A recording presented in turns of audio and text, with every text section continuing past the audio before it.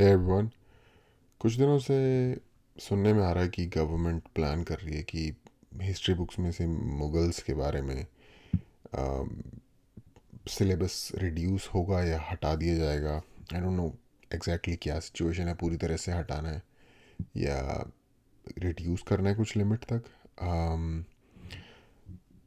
तो इस बारे में मैंने एक वीडियो देखी है रिसेंटली, काफ़ी ज़्यादा ये इशू चल रहा है, तो मैंने सोचा कि कुछ देखते हैं इस पे, थोड़ी अपनी भी इंफॉर्मेशन बढ़ेगी और नॉलेज बढ़ेगी और कुछ इस पे जो मेरा आइडिया है वो भी मैं शेयर कर सकता हूँ। तो प्रशांत धवन ने एक वीडियो बनाई है इसके ऊपर, वो देखते हैं और फिर बात करते हैं। Hello and I welcome you all to world affairs. मैं हूं प्रशांत धवन। नाउ हाल ही में एनसीईआरटी ने जो थोड़ा सा पोर्शन मुगल हिस्ट्री से रिलेटेड रिमूव किया है अपनी किताबों से, उसको लेकर यूएसए थोड़ा में जो एनजीओज हैं इन्होंने स्टेटमेंट देनी स्टार्ट कर दिया और ये कहा है कि इंडिया में बहुत ज़्यादा गलत किया जा रहा है। अगेन अमेरिकन एनजीओज ने जो लैंग्वेज यूज करी है मेरे हिसाब से बहुत खराब है। जो लैंग्वेज है ये भी मैं आपको दिखाऊंगा ना। पहली बात तो यहाँ पे आप देख पाओगे एक एक करके भारत में ऑलमोस्ट सारी स्टेट्स एनसीईआरटी के नए पैटर्न को फॉलो कर रही है और मुगल हिस्ट्री से रिलेटेड जो एक चैप्टर है इसको रिमूव किया जा रहा है। ना एक बात मैं क्लियर कर दूं, इस बात को लेकर वैसे काफी पॉलिटिक्स हो रही है भारत में। कई पॉलिटिकल पार्टीज है वो कह रही है कि मुगल हिस्ट्री से रिलेटेड जो चैप्टर रिमूव किया गया है एनसीईआरटी द्वारा ये गलत है, ये नहीं करना चाहिए। और अब यूएसए में जो नॉन प्रॉफिट संगठन है यहाँ पे आप देख पाओगे ये कह रहे हैं एजुकेशनल सेंसरशिप की जा रही है भारत में। US non profit flags Modi government's alarming rewriting of school text books. तो यूएसए में संगठन जो है ये कह रहे हैं कि भारत में जो इतिहास की किताबें हैं इनको रीराइट किया जा रहा है, जबकि ये स्टेटमेंट अपने आप में एक अतिशोक्ति है, एक एग्जैजरेशन है। ऐसा कुछ नहीं हुआ कि पूरी हिस्ट्री रीराइट कर दी गई है। आज भी आप देखो तो मुगल हिस्ट्री एनसीईआरटी में आपको बहुत जगह मिलेगी, अच्छे से इसको कवर किया जाता है। बस रिसेंटली कुछ चैप्टर्स रिमूव किए गए हैं। डिस्कस करते हैं इस टॉपिक को इन डेप्थ, बहुत कुछ आपको जानने को मिलेगा। मगर आगे बढ़ने से पहले आप सब लोगों के लिए एक इंपॉर्टेंट मैसेज। अन अकेडमी कई को या करना क्लिक। अगर आप मोबाइल इस ऐप में जा कल स्टार्ट हो जाएगा, अटेम्प्ट करना है गिफ्ट वाउचर भी बहुत सारे प्राइजेस। मगर एक भारत की जो हिस्ट्री ऑल नाउ सबसे पहले तो ना मैं आपको दिखाना चाहता हूँ कि भारत की जो हिस्ट्री टेक्स्ट बुक्स है जो एनसीईआरटी के सिलेबस के हिसाब से है वहां पर कितना ज्यादा एम्फोसिस दिया जाता है मुगल एम्पायर पे। इधर आप देख पाओगे 7वीं कक्षा की किताब है और ये मैं आपको दिखा रहा हूँ इसका इंडेक्स। यहाँ पे आप देखोगे एक प्रॉपर चैप्टर है मुगल्स पर, बाबर किस तरीके से उज्बेकिस्तान से आया, फिर उसके बाद मुगल साम्राज्य किस तरीके से स्थापित हुआ। प्रॉपर आप कह लीजिए ट्रीटमेंट दिया जा रहा है सिर्फ 7वीं कक्षा में। आगे आप जाओगे तो वेरियस और क्लासेस में बहुत सारा और मटेरियल है। मगर आप मुझे बता दो इस तरीके का ट्रीटमेंट, एक स्पेशल चैप्टर आपको किसी और एम्पायर के बारे में दिख रहा है, मराठा एम्पायर के बारे में आपको दिख रहा है या फिर जो मौर्य एम्पायर था उनकी नॉलेज आपको मिलेगी। मतलब वेरियस चैप्टर्स होंगे, किंग्स एंड किंगडम्स वगैरह या और कोई चैप्टर्स होंगे वहां पे नॉलेज आपको मिलती रहेगी। मगर एक स्पेशल डेडिकेटेड चैप्टर यहाँ पे है मुगल्स के ऊपर। तो ये बात एनसीईआरटी ने भी क्लियर करने की कोशिश करी है कि देखिए मुगल हिस्ट्री को हटाया नहीं गया, मुगल हिस्ट्री आज भी प्रॉपरली प्रेजेंट है एनसीईआरटी के करिकुलम में। यहाँ पे आप देख पाओगे एनसीईआरटी के डायरेक्टर ने सीधा सीधा कहा है कि Mughal history still part of the curriculum. ये अब बेसिकली आज के समय हो क्या रहा है, कोविड-19 के बाद ना जो न्यू एजुकेशन पॉलिसी है उसके हिसाब से हम रैशनलाइजेशन कर रहे हैं। कई बार नॉलेज, कई बार जो चैप्टर्स हैं जो बार बार रिपीट होते रहते हैं उनको हटाया जा रहा है कई जगह से। इसका मतलब ये नहीं है कि ऑल टुगेदर हिस्ट्री चेंज की जा रही है या फिर हिस्ट्री हटा दी जा रही है, बस रैशनलाइज किया जा रहा है। और इसके बारे में आपको एनसीईआरटी की किताब में ना प्रॉपर जानकारी मिलेगी। और जो ये रैशनलाइजेशन है ये सिर्फ हिस्ट्री की भी नहीं होती, मैथ की भी होती है, इंग्लिश की भी होती है, वेरियस सब्जेक्ट्स की होती है। और यहाँ पे आप देख पाओगे ये एनसीईआरटी की वेबसाइट है, national council of educational research. Rationalisation से एग्जैक्टली मतलब क्या है यहाँ पे, ये अगर थोड़ा क्लैरिफाई हो जाता। एंड ट्रेनिंग यहाँ पे ना जो जो रैशनलाइज्ड कंटेंट हो चुका है छठी से लेकर 12वीं तक का ये सारा यहाँ पर बताते हैं। फॉर एग्जांपल आप अगर मान लो क्लिक करोगे ना लेट्स से 12वीं क्लास पे, तो 12वीं क्लास में जो जो कंटेंट रैशनलाइज हुआ है उसकी सारी जानकारी यहाँ पे आपको मिल जाएगी। कौन सा चैप्टर है ये, कौन सा पेज है ये अभी के लिए रैशनलाइज किया गया है। Everything is written over here, ठीक है। अब मैं यहाँ पर मुगल टाइप करूंगा ना, तो जो रिसेंट एक चेंज हमको देखने को मिला है कि एक चैप्टर है, ठीक है, एक पर्टिकुलर चैप्टर है द मुगल कोड से रिलेटेड, इसको ड्रॉप्ड ड्रॉप फुल किया गया है। चैप्टर। यहाँ पे आप देख पाओगे लिखा हुआ है ड्रॉप टॉपिक्स चैप्टर। तो मुगल हिस्ट्री अभी भी 7वीं कक्षा में आप देख लो, 11वीं में प्रॉपरली अच्छे से आपको मतलब पढ़ने को मिलेगी, 12वीं में भी आपको मिलेगा इसका बहुत सारा मटेरियल। मगर देखो ये बात हमको एक्सेप्ट करनी पड़ेगी, मुगल हिस्ट्री पर बहुत ज्यादा एम्फेसिस था, मतलब एनसीईआरटी में।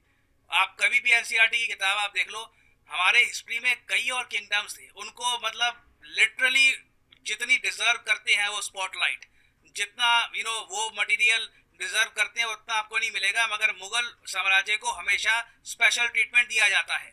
इवन दो आप अगर देखो मुगल साम्राज्य की जो डोमिनेंस थी ये 15 से लेकर 17 सेंचुरी की थी, बट जो रिसेंट कुछ चेंजेस किए गए हैं, जो रैशनलाइजेशन की गई है ना, उसको लेकर भी काफी लोग विरोध कर रहे हैं। फॉर एग्जाम्पल केरला की सरकार ने तो ये कह दिया है कि एनसीईआरटी के चेंजेस को ये एक्सेप्ट ही नहीं करेंगे। ये कह रहे हैं कि बिल्कुल ये गलत काम कर रहे हैं। यहाँ पे आप देख पाओगे केरला के चीफ मिनिस्टर हैं, ये यहाँ पर कह रहे हैं कि जी देखिए गलत तरीके से पॉलिटिसाइज किया जा रहा है और एनसीईआरटी की किताबों से सेलेक्ट नॉलेज को हटाया जा रहा है, हम इसको नहीं मानते। और लास्ट में कह रहे हैं लेट द ट्रूथ प्रिवेल। और उसके अलावा 250 अकेडमिक्स इंक्लूडिंग रमीला थापर सबने एक डिमांड करी है कि एनसीईआरटी ने जो भी कंटेंट रिमूव किया है रिसेंटली, इसको वापस डाला जाए किताबों में। और फिर फाइनली हम आते हैं यूएस नॉन प्रॉफिट संगठन पे। इस संगठन का नाम है पैन अमेरिका। ये लोग काफी सारी रिपोर्ट्स पब्लिश करते हैं। तो इन लोगों ने अपनी वेबसाइट पे ये लिख दिया कि इंडिया ने रीराइट कर दिया है अपनी past school text books to suit ruling parties world view. अब नीचे आगे देखो जिन्होंने लैंग्वेज यूज करी है काफी अजीब सी है, क्योंकि ये लोग कह रहे हैं कि चैप्टर्स रिमूव किए गए हैं on the centuries old Muslim Mughal dynasty. ना पहली बार मैंने ना सुना है कि कोई मुस्लिम मुगल डायनेस्टी लिख रहा हो, नहीं तो यूजुअली हम एम्पायर्स के आगे रिलीजन लगाते नहीं है। कुछ ऐसे नहीं होता कि हिंदू ये एम्पायर या मुस्लिम वो एम्पायर, हम लोग इस तरीके से कहीं भी नहीं लिखते। ये लैंग्वेज जिन्होंने यूज करी है काफी अजीब है। फिर आगे ये भी ऐड करते हैं, अगेन जो आगे बात इन्होंने ऐड करी है उसको लेकर एनसीईआरटी ने कोई स्टेटमेंट अभी दी नहीं है, मगर ये लोग क्लेम करते हैं कि महात्मा गांधी जी की जो कई बातें थी हिंदू मुस्लिम यूनिटी से रिलेटेड ये हटा दी गई है। उसके अलावा इंडिया के जो सेकुलर प्रिंसिपल्स से रिलेटेड जो बातें थी वो हटा दी गई है। फिर 2002 में जो दंगे हुए थे उससे रिलेटेड कंटेंट हटा दिया गया है।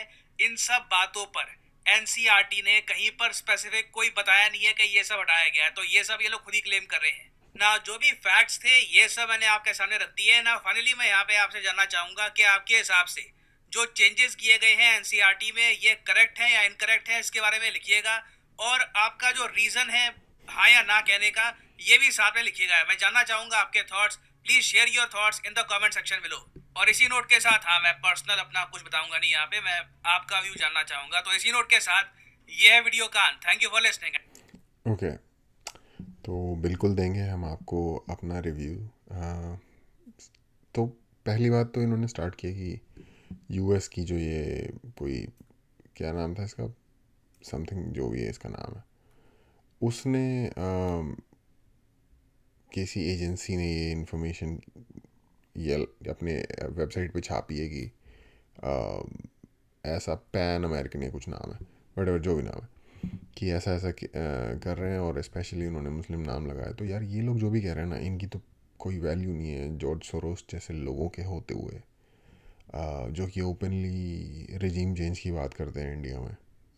उस तरीके के लोगों की एग्जिस्टेंस के होते हुए ओपनली इस तरीके के जो इंस्टीट्यूशंस हैं, ये लोग क्या बोल रहे हैं, किसके कहने पे बोल रहे हैं, कहाँ से फंडिंग लेके बोल रहे हैं, कौन सी इन्फॉर्मेशन के बेस पे क्या फॉल्स क्लेम्स कर रहे हैं, कोई क्रेडिबिलिटी इनकी बनती नहीं है, ना इनका कुछ बोलना बनता है कि हम अपनी कंट्री के एजुकेशन सिलेबस को कैसे मेंटेन करते हैं। ये मेरा मानना है जहाँ तक इनके इंटरवेंशन की बात है। दूसरा विरोध केरला की गवर्नमेंट और जितने भी टीचर्स या स्कॉलर्स हैं, रोमिला थापड़ का इन्होंने नाम लिया, रोमिला थापड़ या उनके जैसे सोचने वाले लोगों की जो सोच है उसके बारे में भी बहुत ज़्यादा बोलने की ज़रूरत नहीं है। लोगों को पता है कि इरफान हबीब, रोमिला थापड़ इस टाइप के जो हिस्टोरियंस रहे हैं या फिर एजुकेशनिस्ट, शायद ज़्यादा सही वर्ड होगा, या सिलेबस सेट करने वाले, ये लोग एक ख़ास लेंस से देखते हैं। और एक्चुअली हर इंसान ही चीज़ों को एक ख़ास लेंस से देखता है, जो उसका खुद का थॉट प्रोसेस होता है उसके थ्रू फिल्टर करके देखता है। जिस तरीके से ये वाला ग्रुप देखता है, ये सबको पता है एक लेफ़्ट का या फिर एक Marxist way of thinking things है, जिसमें माइनॉरिटी हमेशा ही सही होगी या एक सर्टेन ग्रुप हमेशा ही सही होगा। ये पूरी दुनिया में ही जो इस माइंडसेट से लोग आते हैं, या उनके द्वारा किसी भी तरीके से उनके जो राइट्स हैं उन पे ऐसा लगे कि उनका हनन हो रहा है, इस तरीके के नैरेटिव को ये लोग बनाते हैं। ये अंडरस्टैंडिंग सबको है। पूरी दुनिया के दूसरे देशों में भी, डेमोक्रेसी में स्पेशली, ये लोग ऐसी चीज़ करते हैं क्योंकि यहीं पे कर सकते हैं। तो इनके ओपिनियन को भी आई डोंट थिंक कि पूरी तरीके से नकार देना चाहिए, लेकिन उस अंडरस्टैंडिंग के साथ देखना चाहिए कि वो उनकी सोच कहाँ से आ रही है। तीसरा, इन्होंने केरला की गवर्नमेंट का बताया कि केरला की गवर्नमेंट ने आउटराइट कह दिया कि हम ये अप्लाई नहीं करेंगे। भाई देखो, अगर एनसीईआरटी का बोर्ड है और वो अपनी टेक्स्ट बुक रेकमेंड कर रहा है तो तुमको वही पढ़ानी पड़ेगी, अदरवाइज़ कोई उसका सेंस नहीं बनती इस बात की। केरला बोर्ड के जो स्कूल हैं वो चेंज करते हैं या नहीं करते, ये ऑफ कोर्स उनके ऊपर डिपेंड करता है। तो आई डोंट थिंक कि बट हाँ, आपको एक अंडरस्टैंडिंग आ रही है कि ओके, कौन किस तरीके से सोच रहा है। अब आते हैं कि ये तो लोगों के ओपिनियंस हो गए और उसके बारे में क्या सीन है। अब आते हैं कि जो ये हुआ है अपने आप में, इसकी अंडरस्टैंडिंग को अगर समझा जाए तो अमाउंट किसके बारे में कितना पढ़ाया जा रहा है। अगर मुग़लों के बारे में सबसे ज़्यादा पढ़ाया जा रहा है तो मैं पर्सनली उसकी रैशनलाइजेशन ये समझता हूँ कि Mughal, if I am not wrong, India की हिस्ट्री में जो मुग़ल्स हैं वो for the longest period of time largest empire को उन्होंने रूल किया। मतलब मैं नहीं कह रहा कि उनका अम्पायर लार्जेस्ट था या उनका अम्पायर लॉन्गेस्ट लास्टिंग था, क्योंकि लॉन्गेस्ट लास्टिंग चोलाज वगैरह, शायद चोला अम्पायर इंडिया का लॉन्गेस्ट लास्टिंग अम्पायर है, if I am not wrong. और largest Chandragupta empire, Ashoka empire शायद लार्जेस्ट है, इनसे भी बड़ा। आई थिंक सबसे बड़ा औरंगज़ेब का माना जाता है, या चंद्रगुप्त का, मैं इसमें श्योर नहीं हूँ, बट इनमें से ही एक है कोई। तो बट लॉन्गेस्ट टाइम पे लार्जेस्ट एम्पायर शायद मुगल्स का ही है, if I am not wrong again. Also वो थोड़ा सा ना रीसेंट है, क्योंकि सबसे लास्ट अभी के टाइम पे मॉडर्न इंडिया है, इससे पहले अंग्रेज़ थे, उससे पहले मुग़ल थे। लोग कहते हैं कि मराठास ने उनको डिफीट कर दिया था, but technically Mughal he rule कर रहे थे। दिल्ली की जो गद्दी थी उस पर आखिरी बादशाह बहादुर शाह जफ़र था, जिसे कि अंग्रेज़ों ने डिपोज किया। तो अगर आप देखो तो टेक्निकली चाबी अंग्रेज़ों के हाथ से मुग़लों के हाथ से अंग्रेज़ों के हाथ में आई है। ये बात अलग है कि ऑलमोस्ट इंडिया के बहुत बड़े हिस्से में मराठास का, लाइक साउथ वेस्ट के, ऑलमोस्ट पूरा साउथ वेस्ट दिल्ली तक मराठास का कंट्रोल था। नॉर्थ वेस्ट में सिख एम्पायर था, ईस्ट में डिफरेंट, ईस्ट में और ये हैदराबाद की साइड में डिफरेंट रजवाड़े या नवाब थे, उनका था। लेकिन फिर भी टेक्निकली जिसे कहते हैं, अगर आप बाय द बुक जाओगे तो दिल्ली का जो तख्त है वो मुग़लों का ही अंडर था, जब तक अंग्रेज़ों ने बहादुर शाह जफ़र को डिपोज नहीं कर दिया। तो उस हिसाब से उनके एम्पायर की सिलेबस में जगह तो समझ में आती है। उनके बनाए गए कानून, I mean land laws, police system, ये सारे अभी भी इंडिया के सिस्टम में एग्जिस्ट करते हैं। काफ़ी सारी तरीके के उनके बनाए गए लॉज इन सम फॉर्म अभी भी एग्जिस्ट करते हैं। तो उनका इन्फ्लुएंस भी, और क्योंकि वो रीसेंट हैं तो उनका इन्फ्लुएंस भी, और क्या कहते हैं उसे, रेलेवेंस भी बनती है। तो इस हिसाब से उनको मेंशन हो तो डेफिनेटली है। अगर उनके बारे में एक पूरा चैप्टर है वो पूरा का पूरा ड्रॉप कर दिया तो आई थिंक थोड़ा ड्रास्टिक है, बट इसे थोड़ा बैलेंस तरीके से किया जा सकता था। मेरी नज़र में किसी डायनेस्टी के बारे में कितना पढ़ाया जा रहा है उसको बढ़ाने घटाने से ज़्यादा इम्पोर्टेंट, वो भी इम्पोर्टेंट है उसको भी। अब जैसे अहोम अम्पायर के बारे में, असम का जो अम्पायर है जिन्होंने कई बार मुगल्स को डिफीट किया, कुछ बताया ही नहीं जाता। जब तक मैंने पढ़ा है कुछ नहीं बताया गया हिस्ट्री बुक्स में, ठीक है। तो उस चीज़ को बैलेंस करना डेफिनेटली ज़रूरी है कि भाई थोड़ी इनकी जगह कम करो, थोड़ा बाकियों को भी आने दो उस चीज़ में। अ, लेकिन जो मुझे पर्सनली जो चीज़ मुझे देखने में लगती है, हिस्ट्री को जब आप पढ़ते हो ना, तो आप कंटिन्यूसली इन्वेडर्स के आने का के बारे में और कैसे इन्वेडर्स आए और वो जीत गए, उन्होंने कब्जा कर लिया, सिर्फ ये पर्सपेक्टिव बताते हो। यहाँ के लोगों ने जो उनको रेजिस्टेंस दी, सफल या असफल, वो एक डिफरेंट चीज़ है। या उस रेजिस्टेंस का क्या असर हुआ, सफल या असफल डिफाइन करना भी एक डिफरेंट चीज़ है ना। उसके बारे में लोकल जो लोग थे उनकी रेजिस्टेंस, उनकी हार्डशिप्स को उतना ज़्यादा हाईलाइट नहीं किया जाता जितना कि उन जो इन्वेडर्स थे उनकी ग्लोरी को हाईलाइट किया जाता है। मेरी बेस शिकायत ये है करिकुलम से या फिर सिलेबस से, उस चीज़ पे अगर काम होता है तो शायद वो ज़्यादा इंपॉर्टेंट होगा इसके मुकाबले कि किसको कितनी जगह मिल रही है। और अगर उस पर भी थोड़ा काम हो सकता है तो वो भी बहुत बेटर रहेगा, थोड़ा सा बैलेंस क्रिएट होना चाहिए।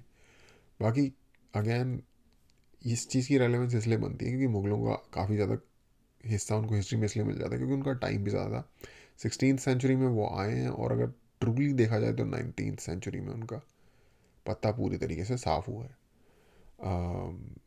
1703 में शायद औरंगज़ेब की डेथ हुई है। 1703 या 1700, अगेन डेट्स के साथ मैं अच्छा नहीं हूँ, बट जो मेरा बेसिक आइडिया है वो ये है हिस्ट्री बुक्स के साथ। एक बार ही वापस मैं बात करना चाहूँगा कि जो ये अमेरिकन जिस इंस्टीट्यूट ने ये बताया कि इंडिया को क्या पढ़ाना चाहिए अपने स्कूल में, क्या नहीं पढ़ाना चाहिए, इनको क्या तकलीफ़ है। पहली बात तो ये, तुम्हें क्या मतलब हम क्या पढ़ा रहे हैं, तुम कौन हो। पहली बात तुम्हें तकलीफ़ क्या है, दूसरा बात तुम्हारी चीज़ से लेना देना कोई है नहीं, तीसरी बात तुम हो कौन, तुम्हारी क्या स्टैंडिंग है कि तुम हमको बताओगे कि हमें अपनी कंट्री में क्या चीज़ कैसे करनी है। तो अगर कोई इन्फ्लुएंस करने की कोशिश कर रहा है आपके एजुकेशन सिस्टम को, जो कि एजुकेशन सिस्टम देखने में बनाइन लग सकता है, लेकिन फ्यूचर कैसा कंट्री का होगा वो सारी चीज़ें इसी पे डिपेंड करती हैं कि आप क्या पर्सपेक्टिव या क्या माइंडसेट देते हो नेक्स्ट जनरेशन को। जैसा माइंडसेट आप डेवलप करोगे उनमें, वैसे ही वो लोग फ्यूचर परफॉर्मेंस होगी उन लोगों की, और वही भविष्य होगा कंट्री का। इन चीज़ों में जब इस तरीके से बाहर के एनजीओज दखल दे रहे हैं तो लाइक हर किसी के दिमाग में एक रेड फ्लैग ज़रूर उठना चाहिए।